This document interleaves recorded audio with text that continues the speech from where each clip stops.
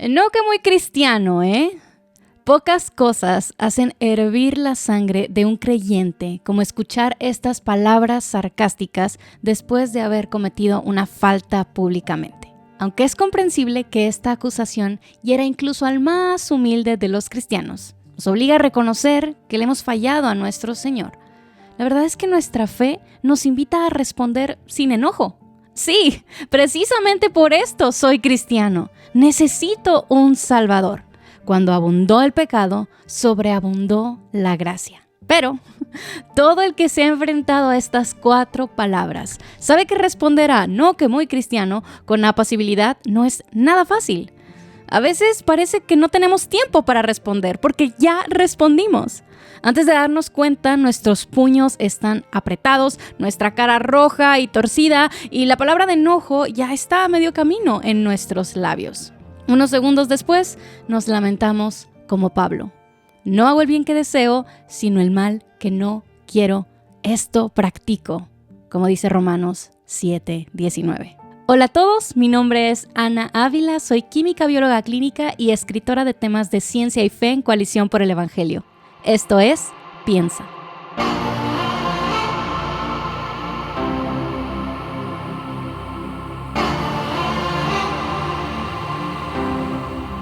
En todo creyente existe la tensión visceral de la santidad. Algunos le llaman el ya, pero todavía no. ¿Es santo un cristiano?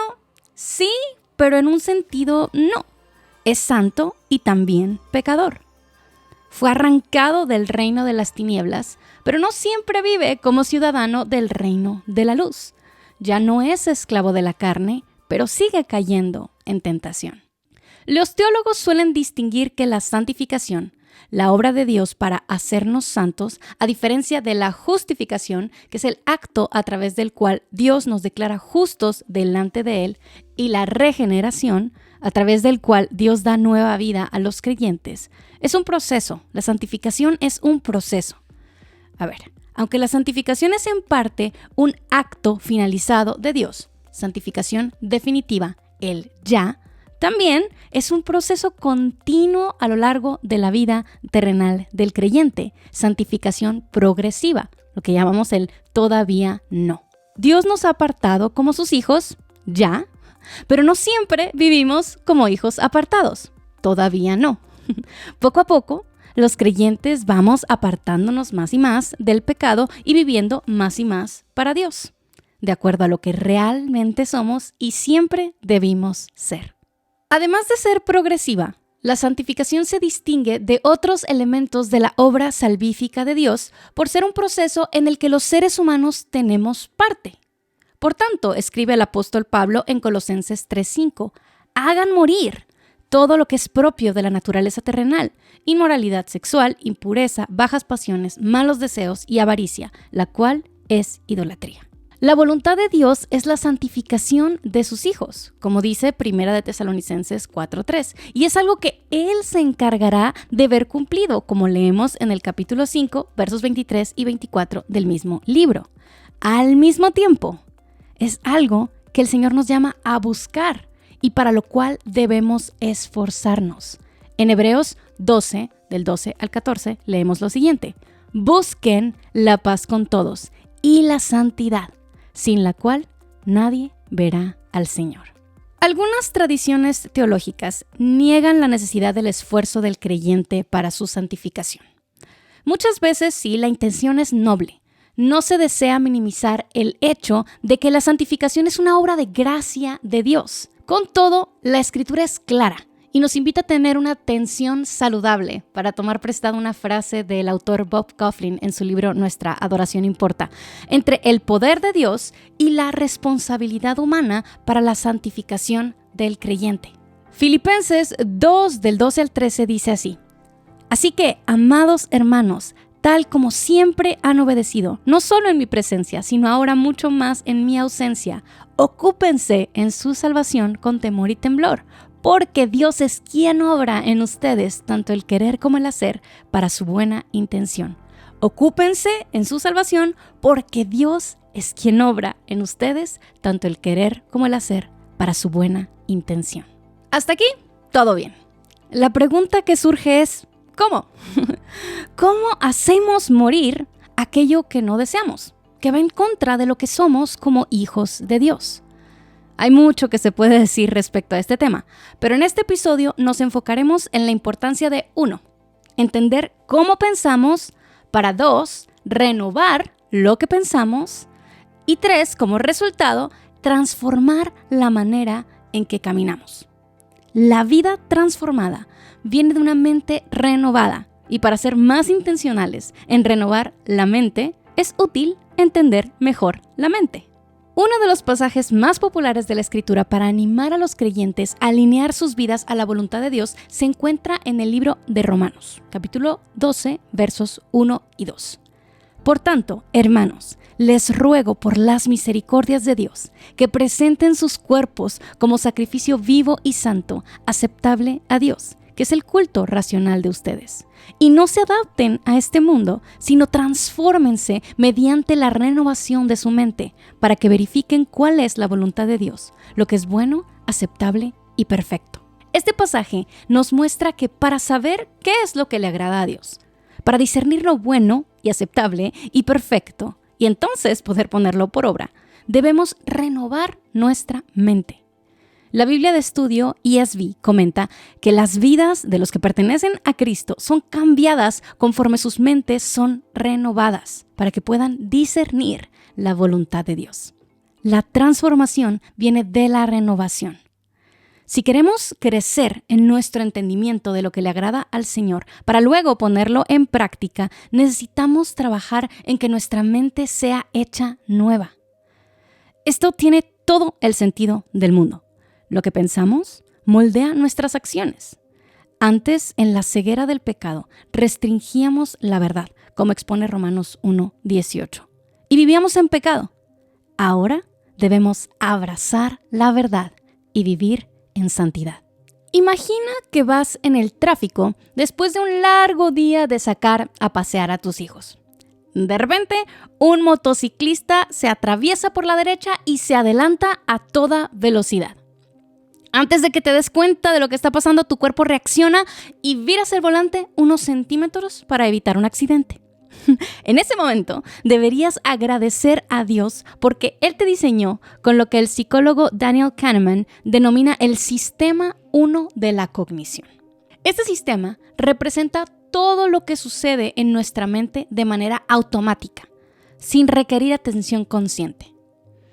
Fuera de las horas de sueño, el sistema 1 siempre está funcionando. A través de él puedes percibir estos sonidos que forman palabras que puedes entender sin dificultad, a menos que el español no sea tu idioma natal. Entonces tu sistema 2 está a toda máquina. Hablaremos más sobre él en un momento. El sistema 1 hace cosas que son sumamente familiares, pero también, si lo pensamos un poco, francamente asombrosas. A través de este pensamiento automático podemos detectar el tono irritado de la voz de nuestro cónyuge, aunque te diga que no está enojado. Y también podemos percibir cuál de los objetos que están frente a nosotros está más lejos. No decidimos hacer esto. Es algo que nuestra mente sin pedir permiso hace, procesa la información y la interpreta, provocando una impresión o una acción que está básicamente fuera de nuestro control, como extender la mano justo lo suficiente para alcanzar esa taza de café que está un poquito más allá de la agenda que tienes enfrente, o como para evitar un accidente automovilístico inesperado. El sistema 2, por otro lado, representa todos los procesos mentales que requieren atención consciente.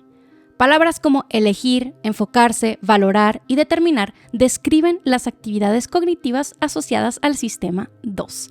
Mientras que el sistema 1 puede escuchar "la casa es azul" y crear una imagen mental correspondiente a esa declaración, el sistema 2 tiene que hacerse cargo de entender cada premisa y evaluar la validez del argumento ontológico. Por ejemplo, mientras que el sistema 1 podría responder 2 por 2, si llevaste aritmética básica en el colegio, necesitas la acción del sistema 2 para responder 87 por 35. Los sistemas 1 y 2 no son personajes en tu cabeza. No son como el angelito y el diablito en el hombro izquierdo y derecho con los que nos encontramos en las caricaturas. No. Tampoco están confinados en una parte específica del cerebro, como que si se daña esa parte, entonces alguno de los sistemas dejaría de funcionar. En muchos sentidos, la verdad es que no sabemos exactamente cómo funcionan estos sistemas. Lo que sí es que podemos verlos en acción. Son la manera en que nuestra mente procesa la información de nuestro entorno. Kahneman explica que el sistema 2 es lo que usualmente relacionamos con el yo. A través de este sistema, reflexionamos cuidadosamente en la realidad que habitamos y tomamos decisiones que nos definen.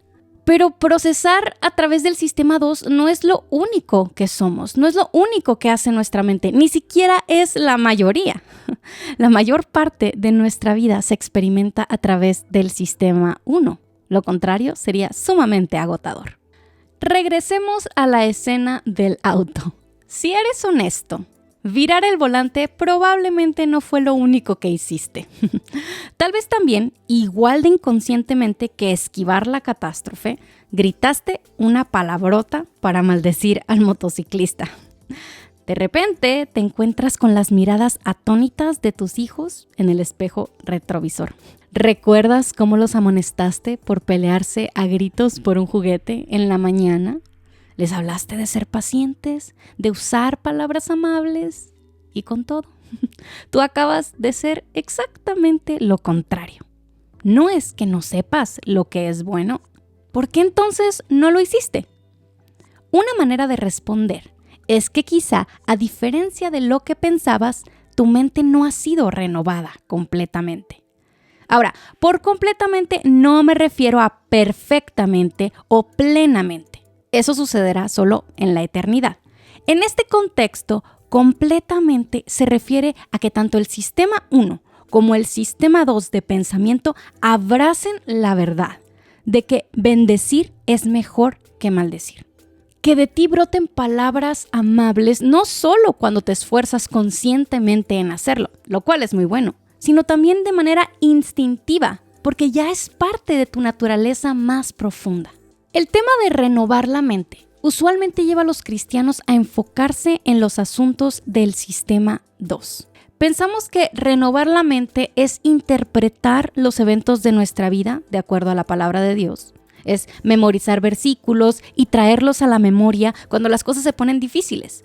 Es predicarnos el evangelio a nosotros mismos.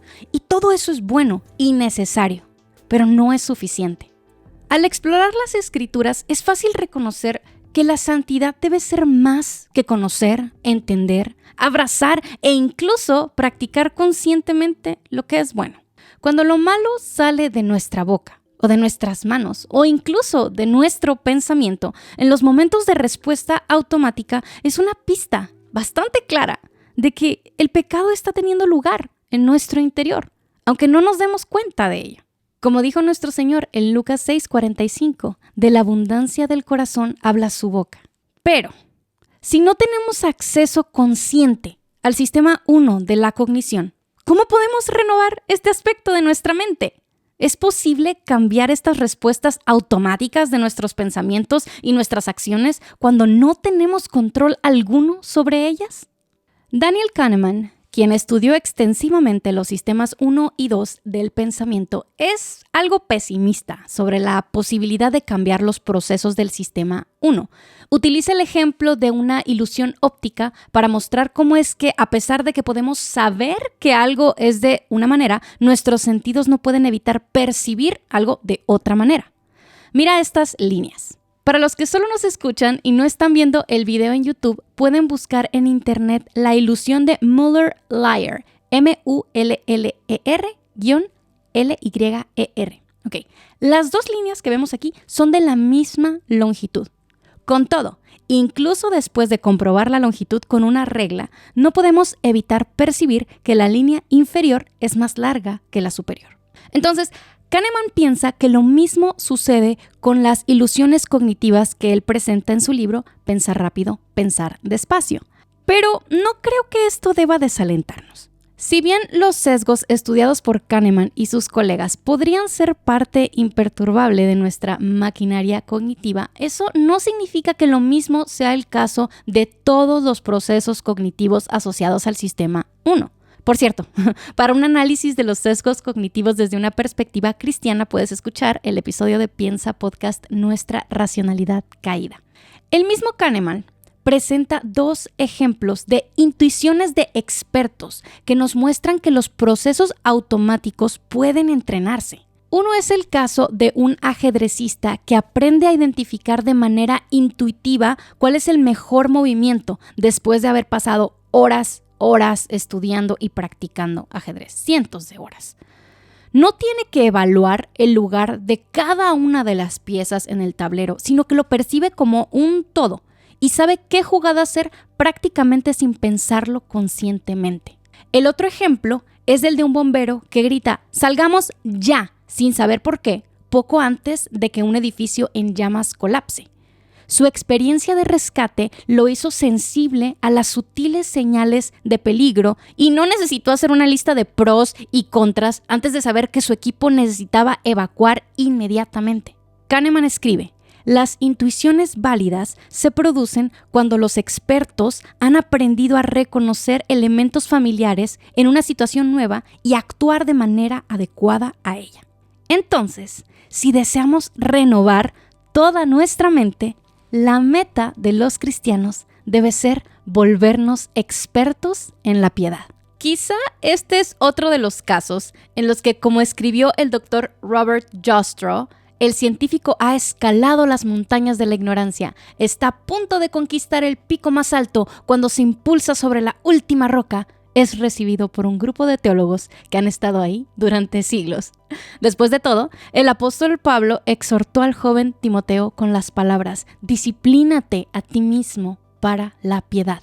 Pero el trabajo de los científicos no es en vano, sino que puede ser una excelente herramienta para ayudarnos a obedecer los mandamientos que encontramos en la Escritura. Si hemos de volvernos expertos en la piedad, es útil conocer cuáles son las mejores estrategias para el desarrollo del rendimiento experto. Y resulta que existe todo un cuerpo de literatura científica al respecto. ¿Cómo luciría aplicar los principios descubiertos por este campo de la ciencia a la disciplina de la piedad? El Dr. K. Anders Ericsson, quien falleció en el 2020, fue todo un experto en ser experto.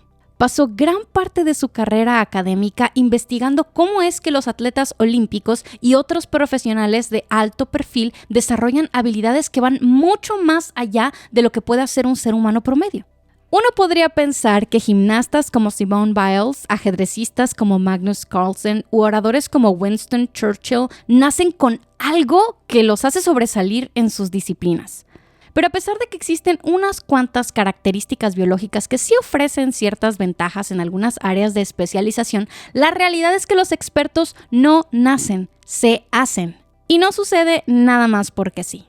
Simplemente pasar tiempo jugando ajedrez, escribiendo o dirigiendo una empresa te hará mejorar en esas áreas solo de manera muy limitada. Tarde o temprano, una vez que hayas adquirido destreza y conocimientos básicos y logres evitar errores dramáticos, dejarás de crecer, aunque continúes dedicando tiempo a la actividad. El Dr. Ericsson y sus colegas descubrieron que la experiencia por sí misma solo te llevará a aprender lo suficiente para no equivocarte demasiado y estar cómodo mientras desempeñas cierta actividad. Si quieres ser un verdadero experto, tienes que hacer algo más.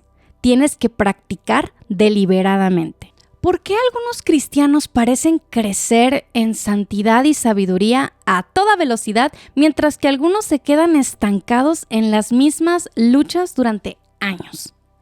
Ciertamente, una parte de esto es debido a la misteriosa providencia divina. En 1 Corintios 3:6, la Escritura nos dice que Dios es quien da el crecimiento a los creyentes. Hay pecados con los que, en su soberanía y para nuestro bien, Dios nos permite luchar por periodos prolongados de tiempo. Tentaciones que por más que oremos, no se van.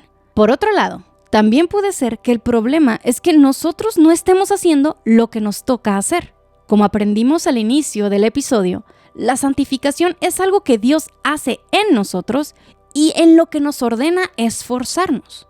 Nos engañamos deseando sabiduría, o más bien diciendo que la deseamos sin buscarla, aun cuando la Escritura nos llama una y otra vez a hacerlo. En lugar de disciplinarnos para la piedad, esperamos que llegue por arte de magia. Podemos empezar a cambiar esto hoy, y aprender sobre la práctica deliberada puede ayudarnos. Pero antes de explicar cómo, permíteme responder a una objeción que quizás surgió mientras escuchas. Si nos dedicamos a estudiar sobre ser expertos y aplicamos algunos de los principios a la piedad, ¿no estamos haciendo a Dios a un lado en el proceso de santificación? No, por supuesto que no. Disciplinarnos para la piedad no implica caminar sin depender del Señor de la piedad. Para empezar, Dios es quien define la piedad. La ciencia puede darnos pistas acerca de cómo crecer, pero Dios es quien nos dice hacia dónde debemos crecer. Los cristianos practicamos la piedad, primero, reconociendo su fuente. 2, en correcta relación con su fuente y con nuestros hermanos en la fe, a través del sacrificio de Jesús. 3, en el poder de su fuente, el Espíritu Santo. Y 4, descansando en la gracia de su fuente. Cuando fallamos, y vamos a fallar, no nos derrumbamos, porque entendemos que estamos en Cristo Jesús y dependemos de su perfecta justicia para encontrar nuestra identidad y unión con el Padre. Habiendo aclarado ese importantísimo detalle, podemos continuar. ¿Qué es eso de la práctica deliberada y cómo puede ayudarnos a disciplinarnos para la piedad? El autor Geoff Colvin lo resume así. La práctica deliberada es una actividad diseñada específicamente para mejorar el rendimiento, usualmente con la ayuda de un maestro. Puede ser repetida una y otra vez. La retroalimentación acerca de los resultados está disponible de manera continua. Hay otros elementos de la práctica deliberada que vale la pena conocer, especialmente si quieres mejorar tu habilidad en algún deporte, arte o actividad profesional. Pero mientras hablamos de la práctica deliberada en la piedad, creo que estos 3 elementos son en lo que vale la pena concentrarnos. 1. Actividades diseñadas para mejorar una habilidad específica. 2. Actividades que puedan ser practicadas continuamente. Y 3. Actividades que permitan tener retroalimentación continua. Si todo esto te suena muy técnico y ajeno a la santificación personal, quizá es porque jamás has asistido a una sesión de consejería bíblica profesional. Mientras preparaba este episodio, conversé con mi amiga Alejandra Sura, quien tiene una maestría en consejería bíblica del Seminario Teológico Westminster de Filadelfia, Pensilvania, y es autora del libro No desperdicies tus emociones. Le hablé sobre los 2 sistemas de pensamiento y de cómo proponía que la práctica deliberada puede ayudarnos en la lucha contra el pecado y el crecimiento espiritual. Alejandra me respondió emocionadísima con un audio de 6 minutos en el que me compartió un montón de tareas que asigna a sus consultantes de consejería bíblica. Muchas de estas tareas siguen los principios de consejería bíblica al estar diseñadas para trabajar un área de carácter particular, ser practicadas de manera continua y permitir la retroalimentación por parte del mismo individuo, la familia que lo rodea o el consejero bíblico. Por ejemplo, quizá te has dado cuenta de que tu vida familiar es simplemente dejarse llevar por la rutina. Se levantan, se preparan para las actividades del hogar, colegio, trabajo, salen, regresan, comen, duermen una y otra vez. ¿Has notado que no conoces el corazón de tu cónyuge o de tus hijos? Y la verdad es que has sido un poco egoísta e indiferente. Quieres cambiar eso, pero no tienes idea de por dónde empezar. Tu impulso natural no es escuchar. Y el impulso natural de ellos no es hablar, porque nunca lo han hecho. Tienen que practicar. Para hacerlo, Alejandra sugiere un ejercicio en el que cada noche la familia se reúna en la mesa y revise la rueda de las emociones. Si solo nos estás escuchando, puedes buscar la imagen en internet. Se invita a cada miembro de la familia a identificar 2 o 3 emociones que experimentaron ese día y que compartan por qué las experimentaron. Con este ejercicio se está practicando de manera muy puntual el identificar y comunicar emociones y también el escuchar a otros hablar acerca de cómo se sienten. Poco a poco, el identificar, comunicar y escuchar se volverá algo de lo más natural, lo que les permitirá entenderse, amarse y servirse mucho mejor como familia. Otro ejemplo es el caso del perdón. Quizá tu sistema 1 deja salir las palabras perdóname en cuanto percibes que has cometido una ofensa. Pero la verdad es que ese perdóname son palabras vacías. Lo que quieres que brote de ti es un arrepentimiento genuino, empapado de amor por tu prójimo. Tienes que practicar. Alejandra sugiere un ejercicio en 4 partes. En lugar de simplemente decir perdón, cuando identifiques que has pecado contra tu prójimo, empieza 1, reconociendo al Señor, yendo delante de Él y pidiéndole que te ayude a examinar tu corazón y darte cuenta de tu pecado. Y luego 2, reconociendo a tu prójimo, evaluando detalladamente qué fue lo que hiciste en su contra. Después 3, reconociendo las consecuencias, mirando de frente cómo es que tu pecado afectó al otro e incluso permitiendo que la persona se exprese delante de ti y te ayude a ver efectos que quizás se te escaparon.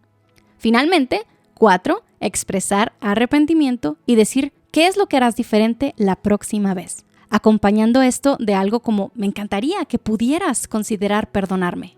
Al principio, tu sistema 2 estará completamente involucrado al seguir los 4 pasos y encontrar las palabras adecuadas.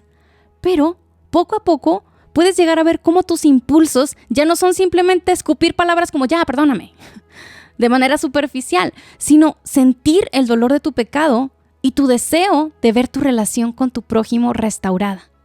Por gracia de Dios, las posibilidades son infinitas. Si deseas mejorar algún área de tu carácter en particular, no puedes conformarte con desear ser transformado en algún momento. Debes practicar. Identifica qué es en lo que estás fallando y diseña, de preferencia de la mano de alguien que tenga conocimiento en el tema, como un pastor o consejero bíblico. Diseña un ejercicio que te ayude a mejorar, que puedas practicar de manera continua y en el que puedas recibir retroalimentación. Disciplínate para la piedad. Volvernos expertos en la piedad no sucederá de la noche a la mañana. Hay mucho trabajo que hacer para que nuestros sistemas 1 y 2 de pensamiento, toda nuestra mente, sean renovados. La buena noticia es que el Dios que comenzó la buena obra en nosotros la terminará. A nosotros nos corresponde ser fieles con gozo, disciplinándonos para la piedad cada día, sabiendo que Dios es quien define la piedad, quien nos ha rescatado para vivir en la piedad, quien nos capacita para vivir en la piedad y quien nos sostiene y perdona cuando nos quedamos cortos en vivir en la piedad. A Él sea la gloria por siempre. Muchas gracias por escuchar este episodio de Piensa Podcast. Si lo disfrutaste, te invitamos a compartirlo con tus amigos, con tu familia, a darle me gusta, a suscribirte al canal para que no te pierdas más contenido como este.